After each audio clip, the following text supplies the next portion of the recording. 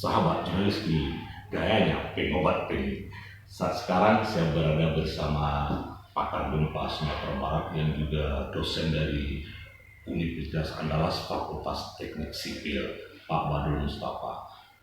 Kita paham pemirsa bahwasanya di mana bumi dipijak, di sana langit dijunjung, di mana ranting dipatah, di sana air disalur. Artinya sebuah pesan budaya yang disampaikan kepada kita harus tahu, harus paham kondisi di mana kita tinggal, bagaimana suasananya.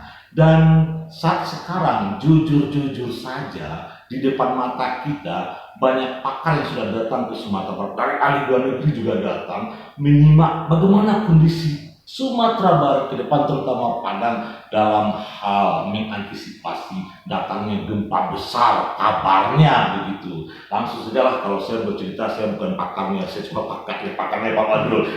Pak Badrul, bisa diceritakan kondisi Sumatera Barat sekarang ini pasca gempa 2009 kira-kira bagaimana ini Pak? Apakah memang akan datang lagi gempa atau tidak? Gimana ini Pak? Baik. Jadi Sumatera Barat ini adalah daerah yang dilalui oleh jalur gempa. Ya. Jadi gempa itu bersumber dari tumbukan lempeng Indo-Australia terhadap Eurasia, ya, melahirkan megatrust di Mentawai, di mana di megatrust Mentawai itu ada dua segmen Siberut dan segmen Sipora-Pagai. Kemudian di darat kita juga ada namanya patahan atau sesar. Nama sesarnya Sesar Semangko, yang daerah yang dilalui setelah dari Mandailing Natal itu adalah Pasaman, kemudian Agam, Kota Bukit Tinggi, Kota Pangranjang, Tanah Datar, Kabupaten Solo, dan Solo Selatan. Artinya daerah kita ini benar-benar rawan dengan bencana ini. Betul. Dan pasti gempa ya. Di laut ada patahan, di darat juga ada patahan. Yes, gimana nih Pak? Kan ada semacam berita dan berdasarkan keilmuan setelah 2009 akan datang lagi gempa dalam waktu dekat, walaupun waktu kita nggak tahu. Ini teorinya dari mana dasarnya ini Pak? Nah, jadi ini teorinya itu adalah karena ada tumbukan lempeng yang disebutkan tadi. Ketika ada lempeng bergesekan, maka di situ terakumulasi atau bahasa kita itu terkumpul energi, ya, sedikit demi sedikit, yang kemudian ketika energi yang terkumpul itu mencapai klimaksnya, maka patah, dia timbullah gempa, ya. Nah, gempa-gempa besar itu biasanya berulang secara periodik, di mana periodisasinya itu tergantung kepada daerah-daerah. Satu daerah dengan daerah lain berbeda periodisasinya. Nah, lalu tadi kan disebutkan ada di darat namanya Patahan Semangko, di daerah-daerah yang dilalui mulai dari Pasaman sampai ke Solo Selatan tadi. Ya, itu mulainya dari Aceh sebetulnya, Aceh, Sumatera Utara, kemudian Sumatera Barat mulai dari Pasaman tadi sampai ke Solo Selatan, kemudian masuk ke Jambi, Sungai Gunung Kerinci, terus sampai ke Liwan, Lampung, dan masuk ke Selat Sunda. Nah, itu di patahan mendatar, di darat. Kemudian yang di laut seperti tadi itu di Megatrust Mentawai.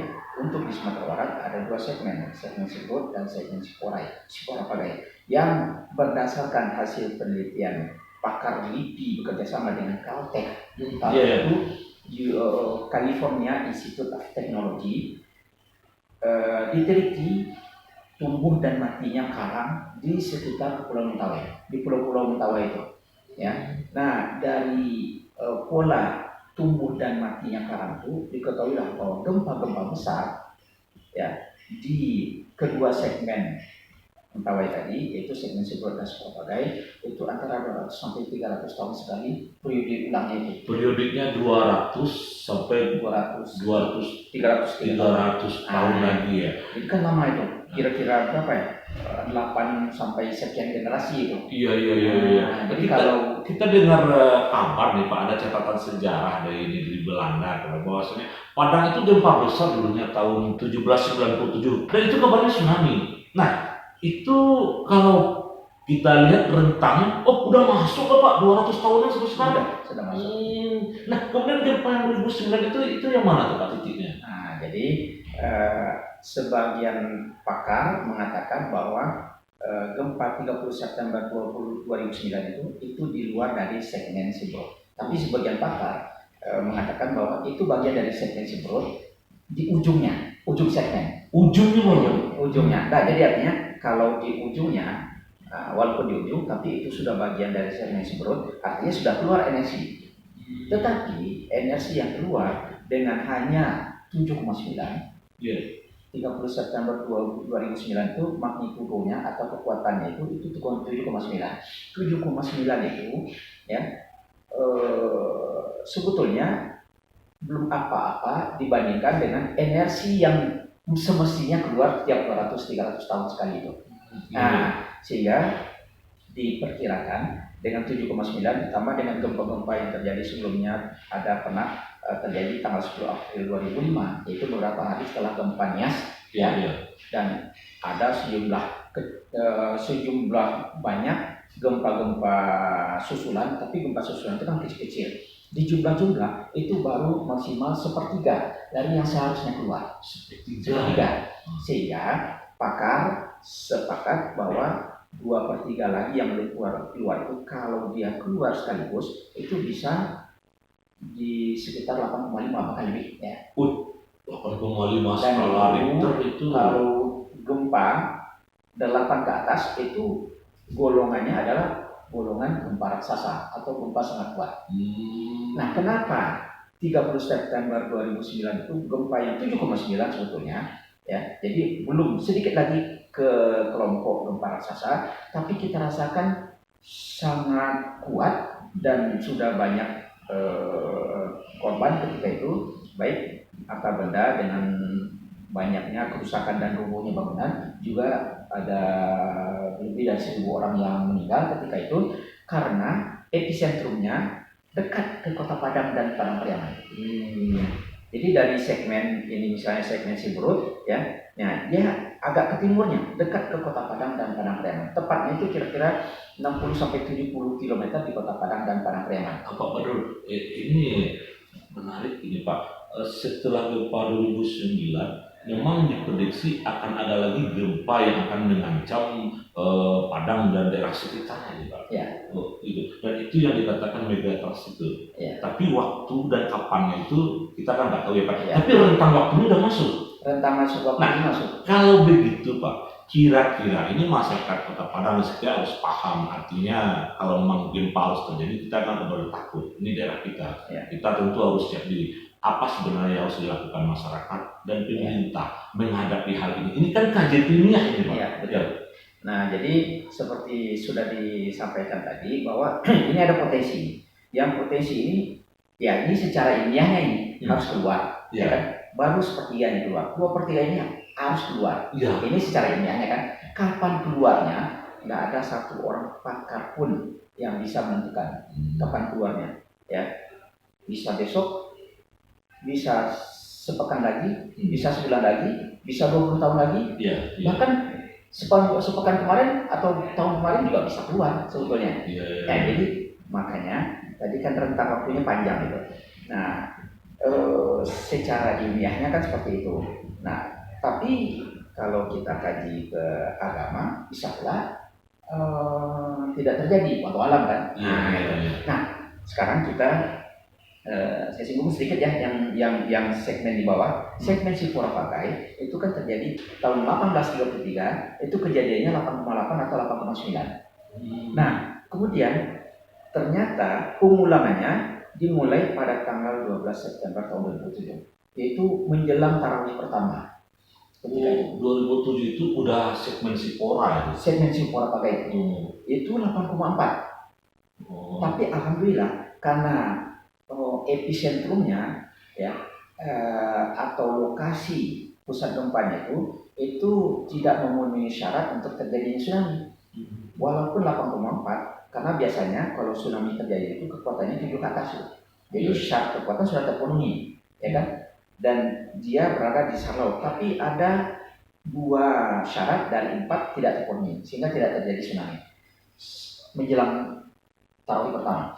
Hari berikutnya 13 September puasa pertama ada 2 kali gempa besar terjadi. Jadi 8,4 kan raksasa itu. Iya. Nah, hari berikutnya yaitu jam 7 kurang 5 hari pertama puasa itu 7,9. Itu masih titik Sipora itu. Masih segmen Sipora. Iya sih. Nah, Sipora Pagai. Nah, itu terasa oleh orang di Sumatera Barat lebih keras dibandingkan pada senja sebelumnya itu, karena di senja sebelumnya itu agak jauh dari Sumatera Barat.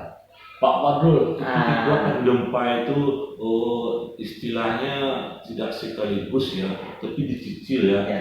Andaikan itu keluar sekaligus luar biasa, berantakan Ya, semuanya. kalau misalnya, ya, nah ini kan baru 2 ya dan 3, artinya pada hari pertama puasa jam 7 kurang 5 satu, lalu menjelang siang jam 11 siang itu 7,2 atau 7,4, ya kan?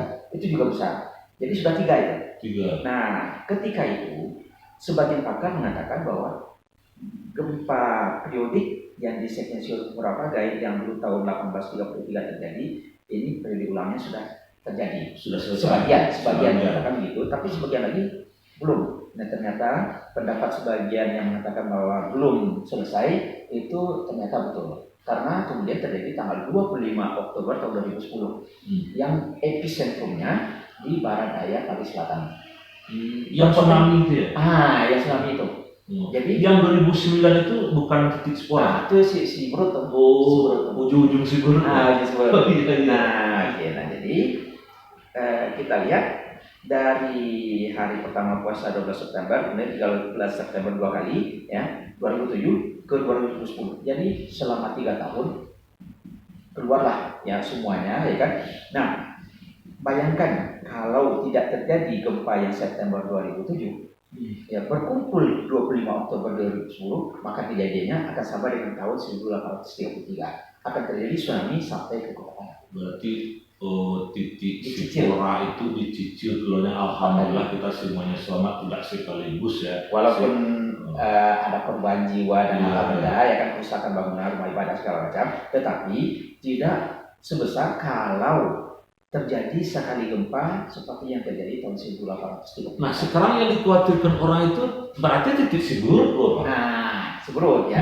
Nah, tentu kita berharap bahkan bukan hanya dicicil 4 kali seperti yang di Sipora Pagai. Kalau bisa dicicil jutaan kali. Menurut Pak Badrul nih, secara ilmiahnya yang titik Siburut ini sudah mulai pencicilnya atau belum sama sekali nih? Yang agak besar sedikit, atas 7 lah gitu. Belum ya? Belum ada. Yang ada seperti kemarin kan terjadi gempa-gempa kecil itu 5,3 atau di bawah itu lagi ya 3 sekian, itu ratusan ribu kali, itu belum apa-apa itu kalau sebesar itu ya. Nah, jadi artinya kalau gempa biasa terjadi di suatu tempat 8,9 lalu terjadi 7,9, nah perbandingannya kira-kira 10 kali 7,9 itu baru setara dengan 8,9. Sekarang gini, apa yang harus dilakukan masyarakat? Kemudian bagi pemerintah, kita kan sekarang ada sih pemerintah bikin program mitigasi, tapi intinya masyarakat Kota Padang ini harus paham sebenarnya gempa itu pasti datang. Bagaimana kita menyiapkan diri dan jangan panik, kan begitu. Apa sebenarnya yang harus dilakukan masyarakat ini, Pak? Masyarakat dulu untuk menyambut gempa ini. Mudah-mudahan nggak datang ya, Pak. Tapi kalau datang kita kan harus waspada.